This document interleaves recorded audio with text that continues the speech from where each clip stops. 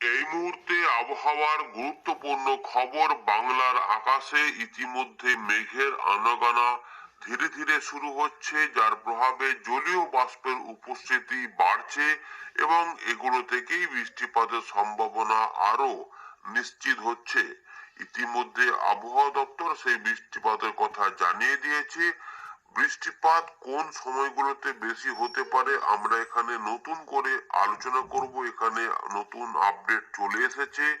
সেই আপডেট অনুযায়ী কোন কোন জায়গাতে আপনারা দেখতে পারবেন যে বৃষ্টিপাত হবে এবং 3 দিনের মধ্যে কোন কোন দিনে কোন জেলাগুলোতে বা জায়গাগুলোতে বেশি হতে পারে সেগুলো আপনারা জানতে পারবেন। আপনাদের দেখাবো ইতিমধ্যে যে বৃষ্টিপাতের কথা বলেছে আবহাওয়া দপ্তর, যে মধ্য ভারত থেকে এই পশ্চিমের দিক থেকে মধ্য ভারত হয়ে পূর্ব উত্তর পূর্ব দিক বরাবর এগিয়ে যাবে। আহ, অক্ষরেখা বরাবর যে মেঘ, সেই তাতে কিন্তু এই বৃষ্টিপাত ঘটার সম্ভাবনা আরো বাড়ছে। ইতিমধ্যে এই যে জলীয় বাষ্প প্রবেশ হচ্ছে তার প্রভাবে ঠান্ডার ভাবটা আগের থেকে আস্তে আস্তে কমতে থাকবে। 3 দিনের মধ্যে তাপমাত্রা বেড়ে যাওয়ার কথা জানিয়েছে আবহাওয়া দপ্তর। সেভাবেই কিন্তু আস্তে আস্তে এগোচ্ছে। রাত থেকে সকালে একটু ঠান্ডা ঠান্ডা ভাবটা অবশ্যই থাকবে, কিন্তু দিনের বেলার দিকে সেরকম ঠান্ডা ভাব মোটেই থাকার কথা নয়। তবে যেহেতু এখন একটু আংশিক মেঘলা ভাব বা মেঘলা মেঘলা ভাব থাকবে, তাই বেশ কিছু মানুষের যাদের মেঘ হলে একটু অসুবিধা হয় তাদের ক্ষেত্রে এটা একটু সতর্কতার ব্যাপার রয়েছে। এবারে বৃষ্টিপাত গুলো কোথায় কেমন হবে সেটা আমরা দেখে নেব।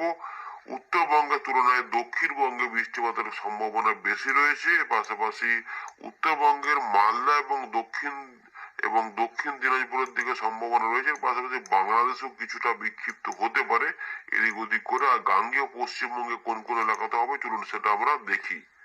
তো বন্ধুরা, আমরা চলে এলাম ওয়েন্ডির লাইভ স্ক্রিনে। ইতিমধ্যে আমরা প্রথমে একটু দেখে নিই যে তাপমাত্রা কিরকম থাকতে পারে। তাপমাত্রা জানার জন্য আমরা একটা কাজ করি। সব থেকে ভালো হচ্ছে একটা জায়গা ক্লিক করে দেখে নিই কি হতে পারে। ধরে রাখুন পুরুলিয়া, একদম পশ্চিমের দিকে এলাকাতে আমরা ক্লিক করলাম। তো দেখতে পাচ্ছি মোটামুটি আংশিক মেঘলা আকাশ থাকবে।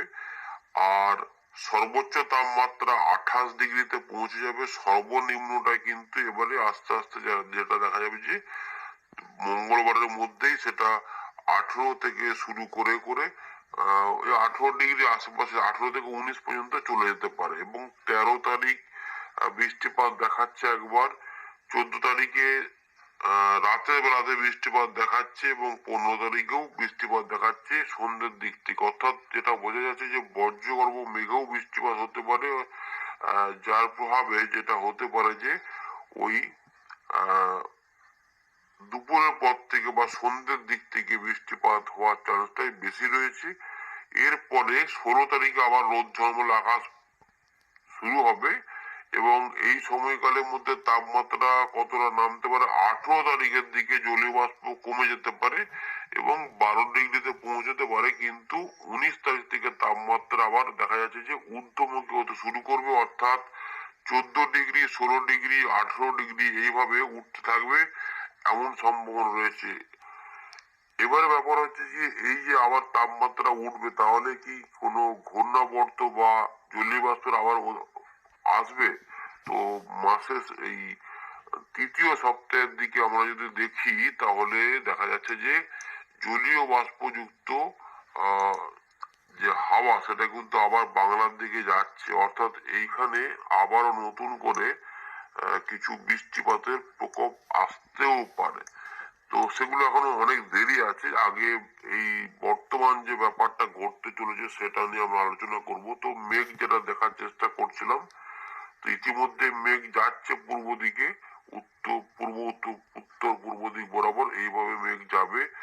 12 তারিখে বৃষ্টিপাতের সম্ভাবনা সেভাবে নেই, তবে ঝাড়খণ্ড সংলগ্ন এলাকাতেও কিছু কিছু অংশে নামতে পারে, উড়িষ্যার দিকেও হতে পারে। এবারে 13 তারিখের দিকে কিছুটা পশ্চিমের দিকের জেলাতে বৃষ্টিপাত হতে পারে, বাকি অংশে নাও হতে পারে।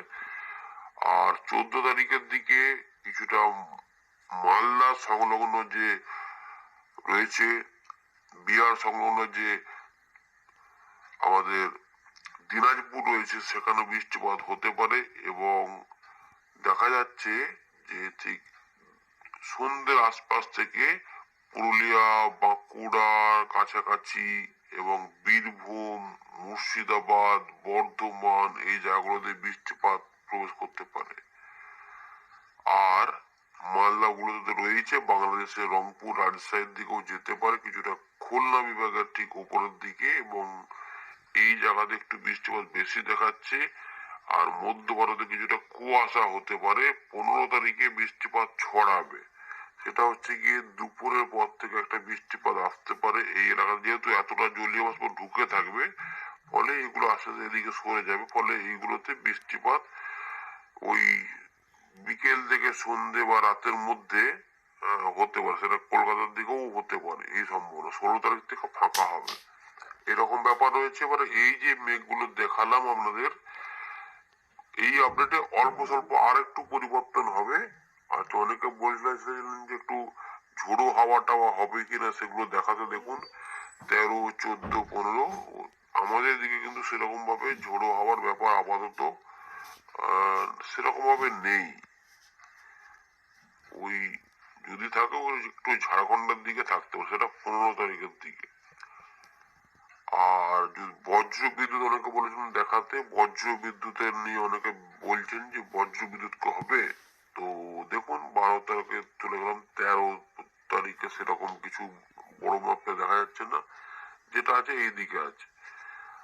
আর এদিকে যেহেতু মেঘ মানে ধেয়ে আসবে, তাই বৃষ্টিপাত ধেয়ে আসার ব্যাপার রয়েছে। তো 14 তারিখের দিকে দেখুন একটা বজ্রগর্ভ মেঘ ধেয়ে আসছে, যেটা আমাদের বীরভূম সংলগ্ন এলাকার উপর দিয়ে যেতে পারে। এবং 15 তারিখে দেখা যাচ্ছে যে কিছুটা রংপুরের দিকে রয়েছে, এবং 15 তারিখে বিকেলের দিক থেকে যেটা ঝাড়খণ্ড থেকে আমাদের পূর্ব দিকে গাঙ্গেয় পশ্চিমবঙ্গে ঢুকবে, সেক্ষেত্রে পুরুলিয়া, পশ্চিম বর্ধমান, বাঁকুড়া ওই সাইড গুলোতে কোথাও কোথাও হতে পারে। আর বাকি অংশে বৃষ্টিপাত চলে মেঘ এগিয়ে যাবে, ফলে বৃষ্টিপাত হতে পারে, এরকম ভাবে ব্যাপারটা রয়েছে। এবারে এই সমস্ত ব্যাপারগুলোকে এবার একটু বৃষ্টিপাত মোডে ফেলে দেখাই। তো এখন বৃষ্টিপাত এই সমস্ত এলাকাতে থাকবে, মেঘ গেলেও এখানে বৃষ্টিপাত সেভাবে হবে না, জলীয় বাষ্প প্রবেশ হচ্ছে। তো 12 তারিখ পর্যন্ত দেখা যাচ্ছে যে ঝাড়খণ্ড পর্যন্ত কিছু এলাকাতে বৃষ্টিপাত আসবে, সেটা মূলত দেখুন ওই জামশেদপুর, রাঁচি, রাউরকেল্লা এইগুলো, আর এই জায়গাগুলো থাকবে, বাকি অংশ কিছু থাকছে না। এর পাশাপাশি 13 তারিখে বৃষ্টিপাতের সম্ভাবনা রয়েছে কিছুটা, যেটা বলেছে যে ঝাড়খণ্ড সংলগ্ন এলাকাতে থাকবে, তার মানে পুরুলিয়া, বলরামপুর, মুড়ি, বোকারো এই জায়গাগুলোতে কিছু কিছু অংশে আসতে পারে, বা একটু একটু যদি ছড়াতে পারে তাহলে এই এলাকাগুলো কভার দিতে পারে। আপাতত এরকমই রয়েছে। তো 13 তারিখে বৃষ্টিপাতের সম্ভাবনা এদিকে সেভাবে কিছু নেই, কিন্তু মেঘলা মেঘলা ভাব থাকতেই পারে, যেহেতু এইগুলো এদিকে সরবে, ফলে দেখুন 13 তারিখে দুপুরের পর থেকে বাঁকুড়া আশপাশ পর্যন্ত একটা মেঘলা আসছে, যে পুরুলিয়া বাঁকুড়া ধরে।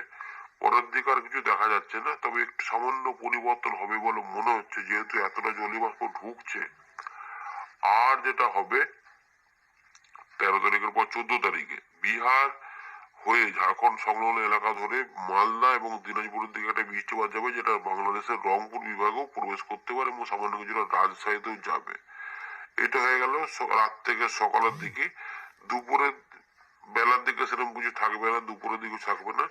দুপুরের পর থেকে যে এই এলাকাগুলোতে বৃষ্টিপাত বাড়বে, সেক্ষেত্রে আবার এই এলাকাগুলোতে প্রবেশ করবে, এবং এইখানে কিছুটা বজ্রগর্ভ মেঘ তৈরি হবে, ফলে এখানে মাঝারি বৃষ্টিপাত বা মাঝারি ভারী হতে পারে। রাতের কাছাকাছি সময়তে মনে হচ্ছে যেন, যেটা দেখা যাচ্ছে যে পুরুলিয়া, বাঁকুড়া, পশ্চিম বর্ধমান, বীরভূম, মালদা এইগুলো হয়ে কিছুটা বৃষ্টিপাত মুর্শিদাবাদের দিকে প্রবেশ হবে, এবং পুরুলিয়া, বাঁকুড়া কাছাকাছি ধরে এদিকে যাবে। সুতরাং এই এলাকা দেখা যাচ্ছে এই দিকগুলোতে এখন নতুন আপডেট বলছে এগুলোতে বৃষ্টিপাত থাকবে না, এই যে ত্রিপুরা পর্যন্ত এলাকাতে।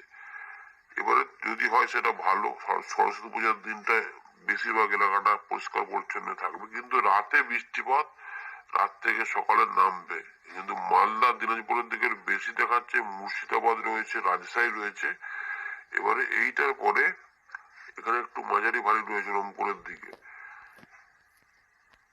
ওই দুপুরবেলার পর থেকে একটা বৃষ্টিপাত যেটা ঢুকতে পারে, যেটা এইটা হয়ে শেষ হয়ে যাবে, সেইটা কিন্তু দেখা যাচ্ছে যে পশ্চিম মেদিনীপুর, পুরুলিয়া, বাঁকুড়া, ঝাড়গ্রাম, পূর্ব মেদিনীপুরে কিছু এলাকা, হুগলি, এদিকে হাওড়া, কলকাতা, উত্তর দক্ষিণ হলদিয়া পর্যন্ত দেখা যাচ্ছে, খড়গপুর, চন্দ্রকোনা, পূর্ব বর্ধমান, কাটোয়া, নদিয়া, এই দিকগুলোতেও পরবর্তী ক্ষেত্রে যাবে। বাকি অংশগুলো তো আগেই কিছু কিছু হয়ে যাবে, কিন্তু এগুলোতে পরবর্তী ক্ষেত্রে যাবে, এবং সেটা কিছুটা বাংলাদেশের রংপুর, এখানে এই খুলনা বিভাগ, ঢাকা বিভাগে প্রবেশ করতে পারে। সেক্ষেত্রে এই এলাকাগুলোর মধ্যে কিছুটা বৃষ্টিপাত হতে পারে। যশোর, নওগাঁ, ফরিদপুর, শৈলকুপা, মেহেরপুর, পাবনা, নগরপুরা, আপাতত এইটুকু দেখা যাচ্ছে 15 তারিখে, 16 তারিখ সকালের মধ্যে।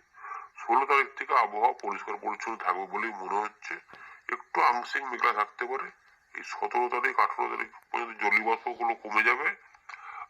18 তারিখ থেকে ঠান্ডা একটু বাড়তে পারে, কিন্তু আবার ওই তাপমাত্রা ঊর্ধ্বমুখী হবে। সুতরাং শীত মোটামুটি বিদায় নিচ্ছে, এরকম একটু বলাই